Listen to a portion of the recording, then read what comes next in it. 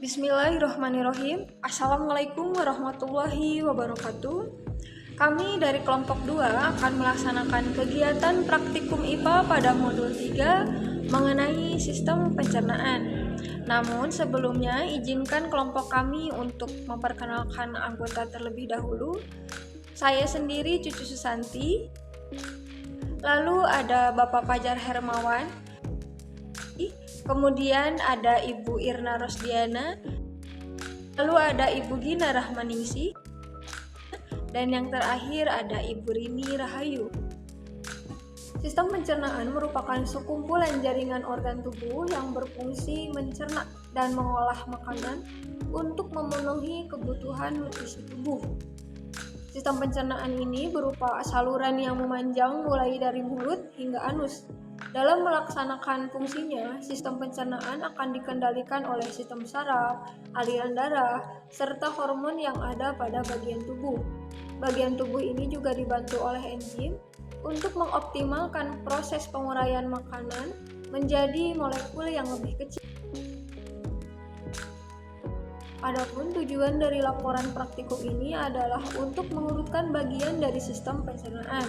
Alat dan bahan yang digunakan, yang pertama gambar sistem pencernaan, yang kedua alat tulis. Cara kerja, yang pertama perhatikan gambar sistem pencernaan, yang kedua urutkan sistem pencernaan tersebut mulai dari mulut, yang ketiga tuliskan bagian-bagian tadi pada lembar kerja, yang keempat simpulan apa yang dapat diambil dari percobaan ini. Hasil penelitian struktur pada sistem pencernaan, yang pertama ada rongga mulut.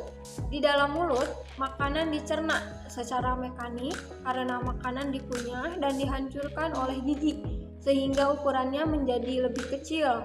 Mulut memiliki satu enzim yaitu bernama amilase atau disebut juga zat petialin yang berfungsi untuk mengubah amilum atau karbohidrat menjadi maltosa. Ini saya akan menjelaskan tentang kerongkongan. Kerongkongan adalah bagian saluran pencernaan yang menghubungkan rongga mulut dengan lambung. Kerongkongan itu tidak memiliki enzim, yaitu lambung. Di dalam lambung atau perut mulut ada makanan yang sudah dikunyah, dilumatkan lagi dengan pertolongan berbagai macam getah lambung agar mudah diserap oleh pembuluh darah. Enzim pada lambung itu ada 3. Yang pertama ada enzim pepsin. Fungsi pepsin itu mengubah protein menjadi pepton. Yang kedua ada enzim renin. Fungsinya untuk mengumpulkan kasein pada susu. Dan yang ketiga ada enzim lipase. Fungsinya untuk merombak atau menguraikan, menghancurkan lemak menjadi yang namanya emulsi lemak. Yang keempat ada usus halus. Usus halus ini adalah tempat menyerap sebagian nutrisi yang ada di dalam makanan. Usus halus itu ada 3 bagian, yaitu ada duodenum atau usus 12 jari. Kemudian ada jejunum atau usus penyederhanaan atau disebut juga usus kosong. Dan yang ketiga adalah ilium atau usus penyerapan. Duodenum dan jejunum memiliki enzim, sedangkan ilium tidak memiliki enzim karena di ilium zat makanan itu sudah sangat sederhana, jadi tak perlu dipecah lagi. Nama-nama enzim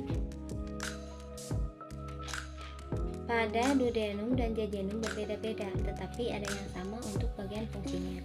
Enzim pada duodenum yang pertama adalah trypsin. Trypsin itu untuk protein, jadi fungsinya untuk menghancurkan protein menjadi pepton atau sebagainya. Bisa menjadi yang namanya asam amino. Enzim yang kedua namanya lipase. Fungsinya mengubah lemak menjadi asam lemak sampai benar-benar halus. Dan di bagian jejunum ada enzim protein. Namanya adalah erepsin. Fungsinya mengubah protein menjadi asam amino. Yang kelima ada usus besar. Usus besar adalah saluran yang memiliki sekitar 1,5 meter dan terdiri dari 3 bagian, yaitu sekum, kolon, dan rekum. Saluran ini bekerja dengan menyerap vitamin, air, serta elektrolit dari sisa makanan sebelum membentuk feses, serta tempat pembusukan sisa makanan. Yang keenam, pankreas. Meski tidak dilewati oleh makanan, pankreas memiliki peran yang penting dalam sistem pencernaan, yaitu untuk menghasilkan enzim pencernaan guna memecah berbagai macam nutrisi dalam makanan. Pankreas juga bertanggung jawab untuk memproduksi hormon insulin yang berfungsi menjaga kadar gula darah normal dalam tubuh. Pankreas memiliki 3 enzim. Enzim yang pertama yaitu lipase, fungsinya untuk mengubah lemak menjadi asam lemak. Kemudian ada pepsin, fungsinya mengubah protein menjadi asam amino. Kemudian ada protease, fungsinya mengubah protein menjadi asam amino. Ketujuh, hati. Serupa dengan pankreas, hati juga menjadi salah satu anatomi sistem pencernaan yang tidak dilewati oleh makanan. Organ ini berfungsi memproduksi cairan empedu untuk melarutkan lemak di dalam usus halus agar lebih mudah diserap oleh tubuh. Selain itu, hati juga berfungsi menyimpan glikogen yang digunakan sebagai energi cadangan di dalam tubuh.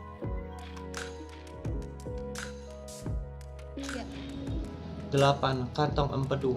Kantong empedu adalah anatomi sistem pencernaan yang bertanggung jawab untuk menyimpan serta mengentalkan cairan empedu yang telah disekresikan oleh hati. 9. Rektum dan anus. Rektum adalah saluran pencernaan yang akan dilalui kotoran menuju ke tempat pembuangan terakhirnya, yaitu anus.